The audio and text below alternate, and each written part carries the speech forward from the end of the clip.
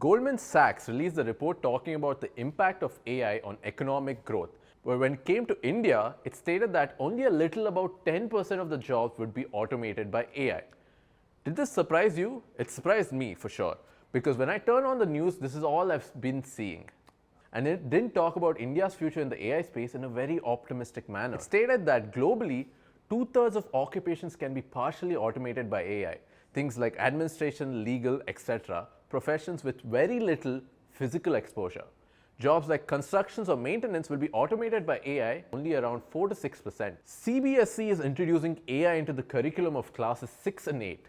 The Supreme Court of India is using AI tools to translate oral proceedings. Another judge used ChatGPT to get views on a bail plea of someone accused of murder. Finance Minister Nirmala Sitharaman said that the union budget in 2019 that the government would offer skill-based training in AI, big data and robotics for 10 million Indian youths. The Ministry of Defense and DRDO already set up AI centers of excellence at multiple facilities for research, development for the use of AI in the Indian Army. Finance Minister Nirmala Sitharaman said at the union budget in 2019 that the government would offer skill-based training in AI, big data, robotics for 10 million Indian youths. The Ministry of Defense and DRDO have already set up AI centers for excellence at multiple facilities for research, development and for the use of AI in the Indian Army. There is so much happening in India to get ahead in AI technology, both in the government and the private sectors. $1.7 billion worth of VC funding went into AI-based Indian startups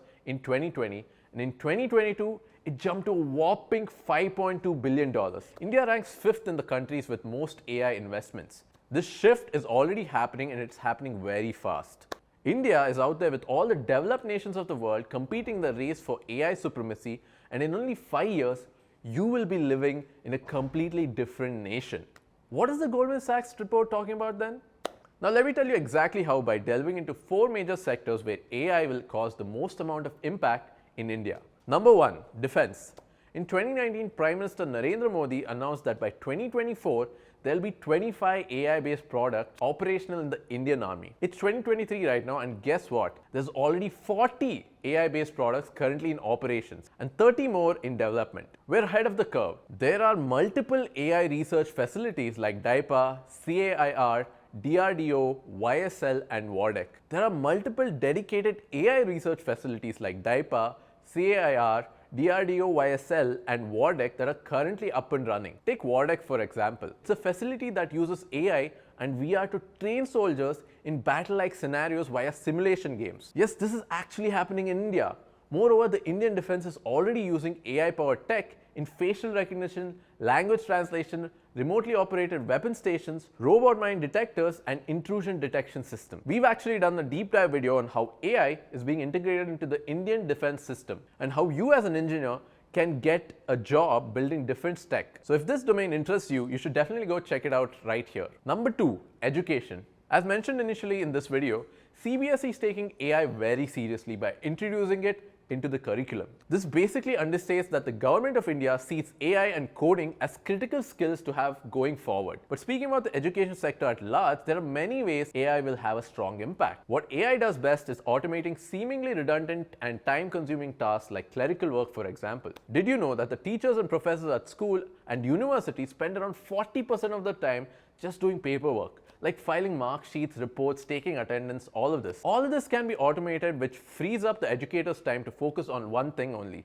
teaching. Another area is that of personalized education. An AI tool can track a student's learning process and alert well in advance if the student has some kind of learning disability like dyslexia and alert the teacher. The teacher can then make a personalized roadmap for such students with the help of AI tools and progress much faster. Think of AI as a medium in between the teacher and the student. Where in this case, the teacher has an AI assistant that enables them to do their job better. The pandemic has already enabled classrooms to go from physical to digital. And in digital learning, students access their materials via a learning management system or an LMS. According to Business Today, 47% of the LMS platforms are expected to be AI enabled, meaning better feedback, access to content for students, and better time management for teachers. The current traditional teaching methodology, which is one size fits all, will be disrupted and every student will get a personalized education powered by AI according to their needs and pace. Number 3, agriculture. Now remember the Goldman Sachs report talking about how only 10% of the jobs in India will be automated by AI? One of the reasons why they put it across like this is because the report assumes that AI